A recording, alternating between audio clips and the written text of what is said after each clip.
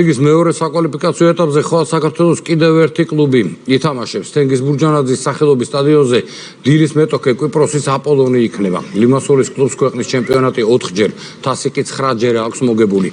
აპოლონის ბარიერის დაძლევის შემთხვევაში გორელები მესამე საკვალიფიკაციო ეტაპზე რუმინეთის კლუშსა და ნორვეგიის ბრანს შორის გამარჯვებულს შეხვდებიან. დილასა და აპოლონს შორის შეხვედრა ხვალ 20 საათზე დაიწყება. Ვემზადებით ძლიერ მეტოქესთან შესახვედრად. ახალი ფეხბურთელების რეგისტრაციასთან დაკავშირებით გარკვეული პრობლემებია, თუმცა ვინც ჩვენს განკარგულებაშია ბოლომდე იბრძოლებს. ბერძენი ვარ და კვიპროსელებთან დაპირისპირება ჩემთვის ემოციური იქნება. თუმცა ახლა მთავარ მიზანს გორის დილასთვის წარმატების მოტანა წარმოადგენს.